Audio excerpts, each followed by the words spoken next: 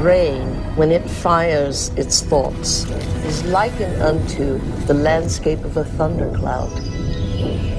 And the synaptic cleft is the sky between the storm and the earth receptor site. And you see this foreboding dark cloud boiling in the sky. And you see electrical impulses moving through it, veins of electric light, and then you see it hit the ground. The brain looks like a thunderstorm when it is presenting a coherent thought. So no one has ever seen the thought. What they do see in neurophysics is that they see a storm raging around different quadrants of the brain.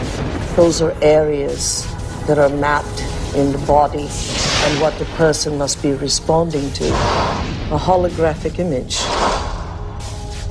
Rage, murder, hate, compassion, love. The brain does not know the difference between what it sees in its environment and what it remembers, because the same specific neural nets are then firing. The brain is made up of tiny nerve cells called neurons. These neurons have tiny branches that reach out and connect to other neurons to form a neural net. Each place where they connect is integrated into a thought or a memory. Now, the brain builds up all its concepts by the law of associative memory. For example, ideas, thoughts, and feelings are all constructed and interconnected in this neural net, and all have a possible relationship with one another. The concept and the feeling of love, for instance, is stored in this vast neural net. But we build the concept of love from many other different ideas. Some people have love connected to disappointment. When they think about love, they experience the memory of pain, sorrow, anger, and even rage. Rage may be linked to hurt, which may be linked to a specific person, which then is connected back to love. We build up models of how we see the world outside of us.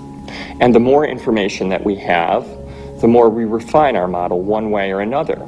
And what we ultimately do is tell ourselves a story about what the outside world is.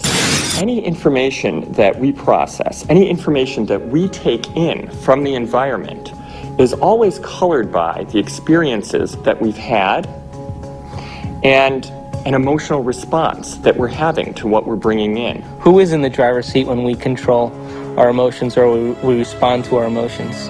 We know physiologically that nerve cells that fire together wire together. If you practice something over and over again, those nerve cells have a long-term relationship. If you get angry on a daily basis, if you get frustrated on a daily basis, if you suffer on a daily basis, if you give reasons for the victimization in your life, you're rewiring and reintegrating that neural net on a daily basis, and that neural net now has a long-term relationship with all those other nerve cells called an identity. We also know that nerve cells that don't fire together no longer wire together.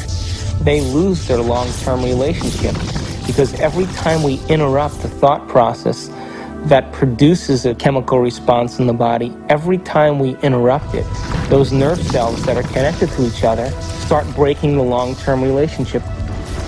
When we start interrupting and observing, not by stimulus and response and that automatic reaction, but by observing the effects it takes, then we are no longer the body, mind, conscious, emotional person that's responding to its environment as if it is automatic.